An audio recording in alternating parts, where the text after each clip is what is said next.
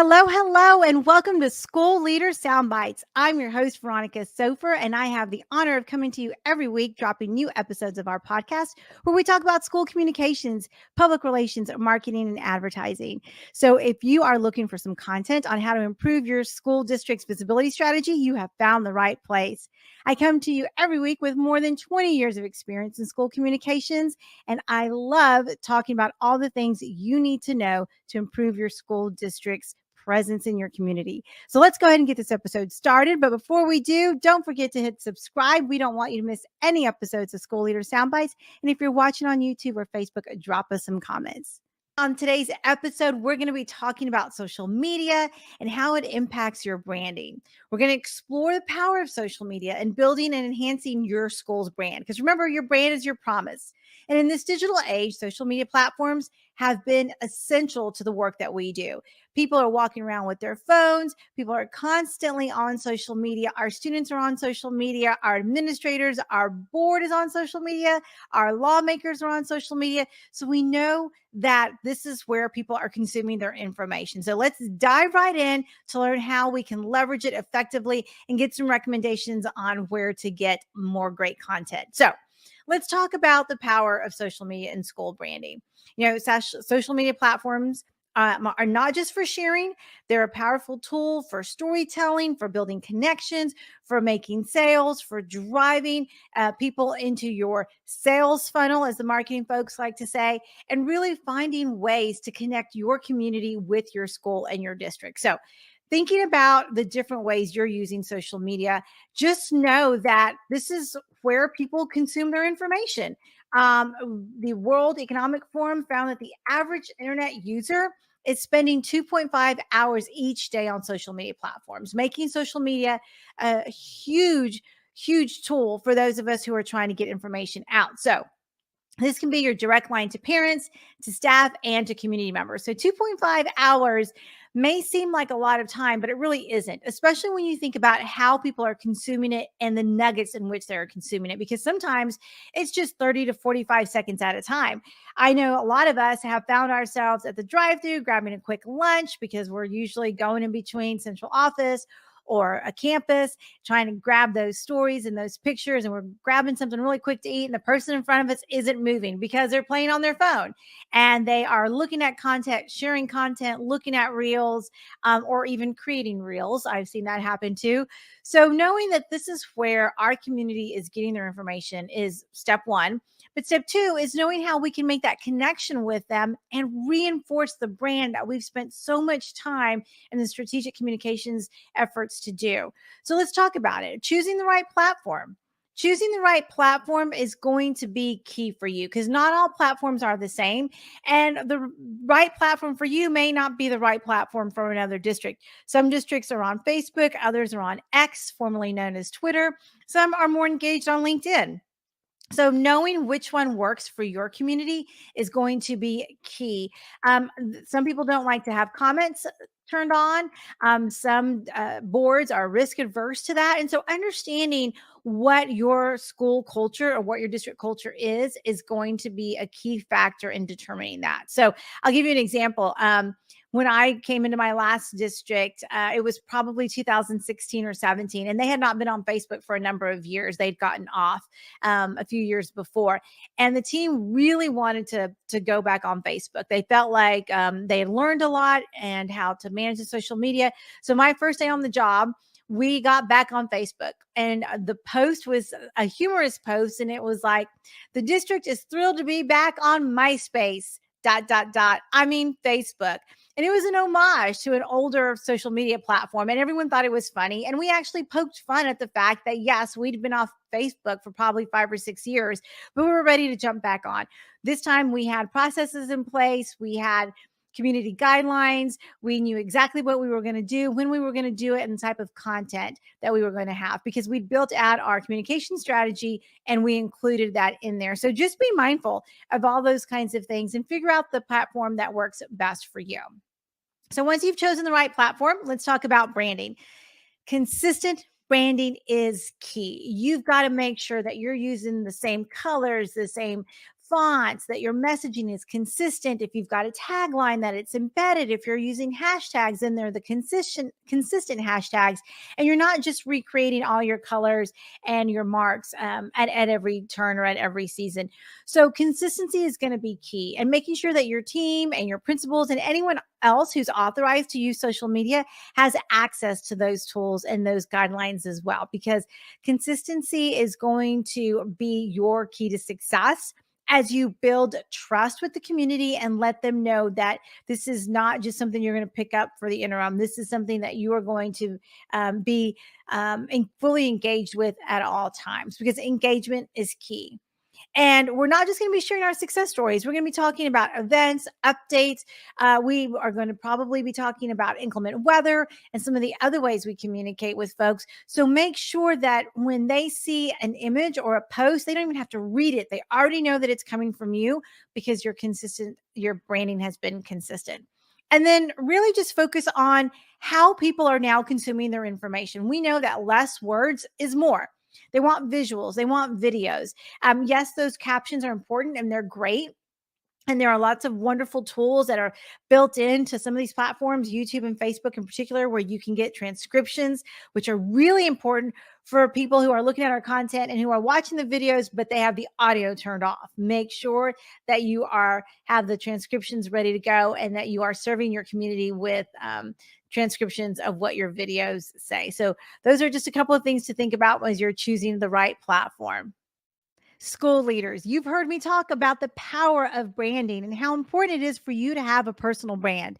So, as you are taking on leadership roles, whether in your district or in a future district, you need to make sure that your brand is aligned and it is matching your digital footprint. So, if this is something you've been thinking about for a while but haven't wanted to do, I highly encourage you to click the link below to learn more about how my team and I can come alongside you, establish your personal brand, and give you all the tools you need to be successful. Because remember that your brand is your promise and you are worth investing in. So let's talk about best practices. Well, a lot of these tips I got from some really great resources, not only from my team who managed the social media platform in the districts I was in. Andrea Gribble is another great resource to get school social media content from. I consume her information all the time. She's definitely a thought leader in this space. NSPRA, National Schools Public Relations Association, also has some great content. Look for great content and resources from different places so that you can pull from the best and really create content that's specific for you and your district and your campus. One of the things that they all say is that we need a content calendar, which is absolutely true. And we know that working in a communications office, we have to have a content calendar that gives us plenty of lead time to develop that content, go maybe grab some of that B-roll and spend some time designing the graphics and the visuals that are going to make an impact. So plan your content in advance with a content calendar. Know that not only media, but consumers are on a regular cycle of when they like to see certain types of things. So obviously for the holidays, you'll provide holiday content leading up to it. And that's a great time to talk about what your students are doing, especially when you're thinking about a profile of a graduate or the blueprint of a leader or any of those guiding documents that your district might be using to celebrate that. Think about ways to engage, responding to comments or not responding to comments, as I know some districts don't respond to comments in Facebook. But if you decide to, make sure that you're being prompt, that you've got some boilerplate content, stuff that's ready to copy and paste, and then encourage interactions. Because even if there's an interaction that's negative, there is an opportunity for you to share facts and figures and drive them back to your website to get some of the information. Oftentimes, if you do that, you are training your community on how to consume your information, but you're also training your community on how to engage. So sometimes, if you don't even have a chance to get involved in a conversation, someone else has already replied for you and has driven that person back to your website or back to those facts and figures because they had seen a previous post or something like that. So just be mindful of that. And then analytics. regularly looking at them and using them to drive decisions, understanding what works for your community, refining your message, refining the when, how you're going to post, how long you're going to post, and what that's going to look like. It's just really important to have data. Data is what's going to drive so much of the strategy behind communications. You know, I like to talk just a second about our podcast sponsor, K12 Insight. Social media is so important. It's a modern day tool that we have to use, and it can be really time consuming. So look for tools that can help you with that, that can buy back time for you in your team. That's why one of the platforms that I've used in the last two districts I've been in is K12 Insight's platform, Let's Talk. It needs to be in your toolkit. It is a fantastic way of synthesizing themes, identifying what's happening, where in your community it's happening, and be able in real time to gauge whether or not your response as a district is making a difference. The analytics are going to be so helpful to you, especially when you think about the different types of matrix that you have and you're responding to. So, there are lots of ways we can connect, but I highly recommend using Let's Talk to engage your community because it's not just about updates, it's about creating two-way communication. So for more information about Let's Talk, visit their link. It's in the show notes, k12insight.com/SOPHER, and check out some of the great resources they have. Now let's get back to our conversation. All right, social media do's and don'ts. People have asked lots of questions about how it has evolved over the years. And what I would say is when we first got on social media, probably 10, 15 years ago, we were really limited on how we thought we could convey storytelling. We would put little snippets, but we didn't realize how deep we could go with tagging other partners. And so let me give you an example of a school that really made a difference in what was happening in their community. They were working on some philanthropy efforts. This campus was in particular. It's where my daughters went to school. And the principal asked me, because I was working in the communications office, how to get more parents involved and how to get more parents connected to what was happening. So I suggested that they leverage their social media. They had a Facebook page and take different stories from what was happening at the different grade levels on this particular philanthropic project that they were working on, highlight what was happening in those classrooms, and ask the kids to create an ask for the community and for the parents. And so before you know it, they went in very simply with their iPhone. They captured some video of the different students, what this effort looked like at the kindergarten level, what this effort looked like at third grade, and then, of course, at fifth grade. And before you know it, everybody wanted to participate and bring in their ideas. And then they quickly caught on that this was the way to go. So they brought in opportunities by tagging some of the local partners that they had, like one of the local churches right across the street that helped them all the time. They tagged the church, and before you know it, the church had volunteers too.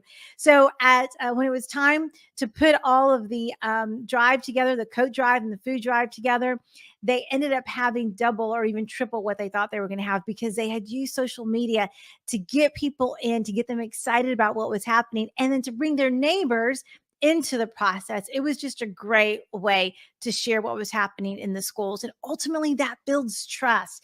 That builds trust with the naysayers who don't have students in our schools saying, wow, those kids are really doing phenomenal work. So much so that this partner came across to help them.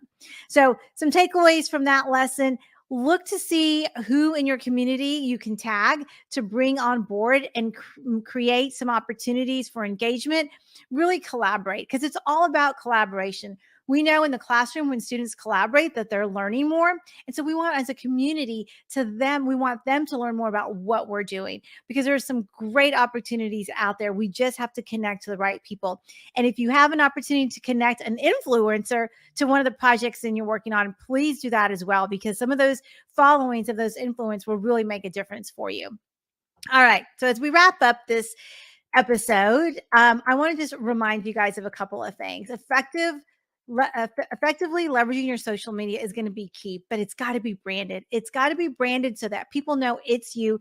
They know what you're about. They know what your promise is, because that is your brand. It's about building your community, telling your story, and engaging with parents, students, and staff. So if you have found this episode helpful, please share it with your peers. We would love your feedback and suggestions on topics that we can address in these short little podcasts. Our goal is to just be able to provide you some content that will make a difference for you. So thank you for tuning in to School Leader Soundbites. I'm Veronica Sofer, and I look forward to bringing you more strategies and insight in the next episode. Until then, happy branding.